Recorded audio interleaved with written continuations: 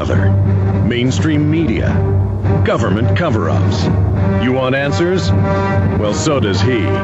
He's Alex Jones on the GCN Radio Network. And now, live from Austin, Texas, Alex Jones.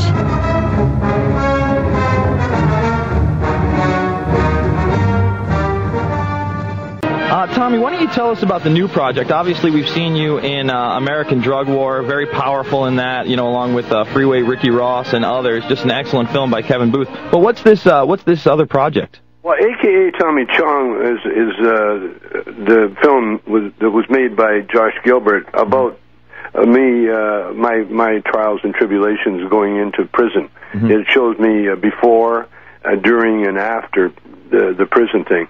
But there was an interesting development that just happened 2 days ago. The feds, the same people that put me in jail originally, Mary Beth Buchanan, or Mary Beth Loose Cannon, as I call her, they raided the warehouse where the film was being kept, and they confiscated somewhere like 10,000 copies of a.k.a. Tommy Chong. And they told Matt Stevens, the distributor of the film, that they were doing a preliminary seizure. And he asked, you know, how long will this when can we get our stuff back, or what's going on? And they said, well, the investigation, after the investigation. And they asked him, how long would the investigation take? And they said upwards to 15 years.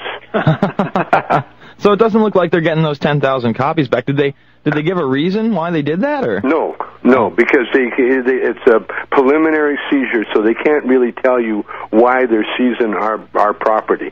And this is really odd to me because there's a ton of different marijuana-type film documentaries out there. I think the latest is Super High Me, and that's not getting rated. That's not getting taken out. It seems like when you try to take a political perspective and expose those that are hypocrites, like you just said, you know, Mary Beth Buchanan in Pennsylvania, where a plane went down, supposed terrorist took it down. It seems like we've turned into the terrorists after 9/11. It seems like, you know, Patriot Acts 1 and 2, and even the Military Commissions Act is really there for the U.S. citizen and not so much the spooky terrorist. Well, you know, this is Kevin talking. You know, your guest on earlier was talking about how people didn't used to fear the police.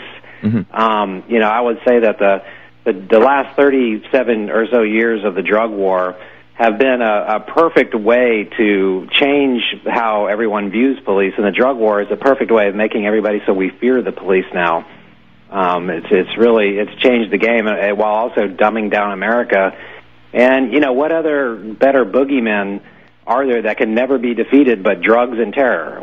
How can you ever defeat drugs or terror? There's no way to do those things. So it's a perfect psyop on us. Yeah, it's a perfect ongoing war and a perfect way to get funding again and again and again and again. And then I would say even another aspect of this is when they jail these people for nonviolent drug crimes, they're in these prisons working for privatized corporations at about 39 cents an hour, sometimes doing telemarketing. It's a perfect scam. They make money coming and going and every which way in between. Tommy, what's your view on the war on terror right now? On the war on terror? Yes. Well, obviously it was manufactured, purposely or inadvertently by this administration or by the Republican Party, in order to keep, first of all, in order to get them elected, and second of all, in order to keep their cronies that are making millions and billions of dollars off that, money is made with chaos. Whenever there's chaos or martial law, declared, then these huge corporations can come in and just rape and pillage the villages without opposition.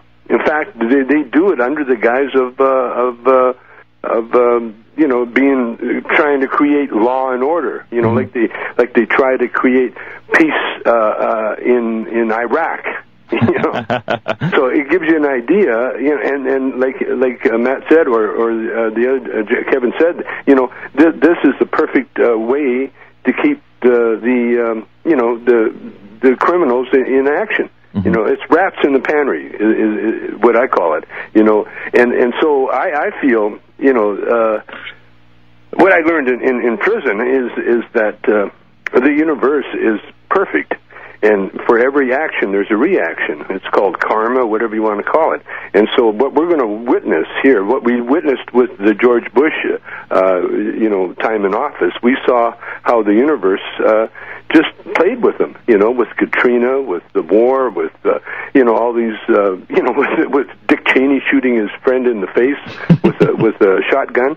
All these things are the universe acting against these guys, because that's the way it works. So you, like Kevin, would probably say that you don't see any end in sight for the war on terror or the war on drugs? Me? Yeah. Well, no, I'm saying, Tommy, do you see an end in sight? Kevin said he doesn't see an end in sight. Do I see an end in sight? Yeah. Oh, yeah. It's also it's a cycle. Absolutely. I see it coming. Nothing lasts forever. Mm-hmm. The peace and prosperity doesn't last forever. Obama won't last forever. No one lasts forever. And George Bush definitely, his time is not only numbered, but he him and his boys broke international law, and so they won't be able to travel outside of the U.S. without risk of being arrested. So oh yeah, karma is a bitch, boy. When it comes down on you, it comes down on you, and that's what kept me going.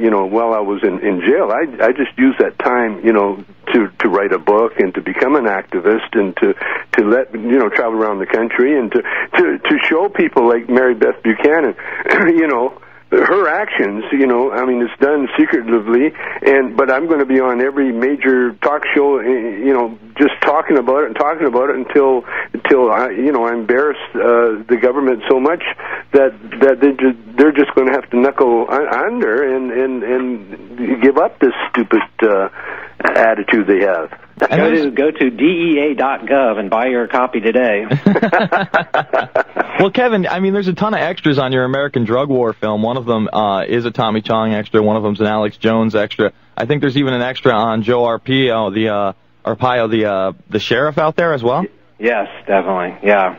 And I had to just show that. A lot of people say they can't stand watching it, but it's important for people to just see the arrogance, in these drug warriors. And when you go out there, and when I found, the 4 years I spent trying to document the drug war, is that most of these pro-drug warriors kind of like, like Tommy says, they're like rats. They scurry away, they hide in the shadows. So it's rare when you find someone who's as pro-drug warrior as Joe Arpaio is, who's proud to be on the camera. And so, that's why, it's important for people to see that face and to hear him talk, and just the level of self-righteousness and just the denial of hypocrisy, just like what we're seeing right now in this massive San Diego bust, where now something like 250 students aren't going to be graduating, all because one girl OD'd on cocaine. Well, I looked it up, and, the hazing deaths, you know how many students die from hazing every year? So once again, it's okay if you die from alcohol. It's okay if you die from cigarettes. It's certainly okay if you die from any number of pharmaceuticals.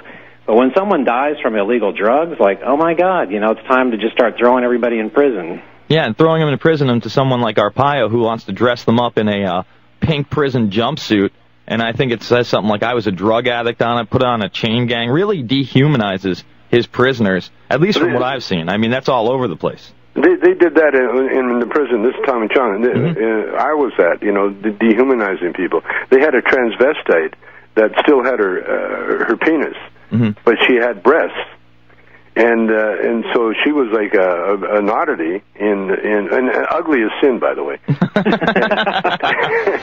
And he or she had an oddity. She was an oddity in the main prison. So what they did, they dressed her up in a pink. Hold that thought, Tommy. We're going to come back right after this. It's the Alex Jones Show. I am Jason Burmis. LooseChange911.com is my website.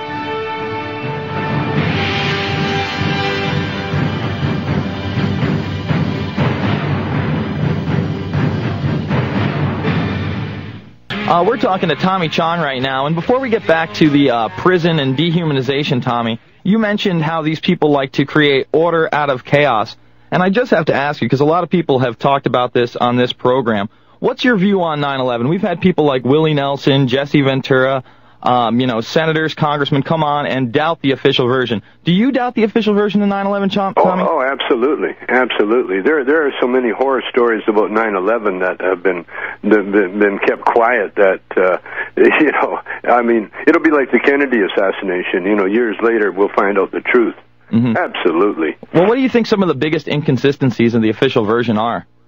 Well, the biggest inconsistency is the fact that who was allowed to fly after everything was shut down? Mm-hmm. It was the Bin Ladens. Yeah, absolutely. I mean, they blame this guy, and then they let the family go while everybody else is grounded. Yeah, it would have been great to have them to ask them some questions, or to torture them. Actually, once we got Bush, got the torture thing under his belt.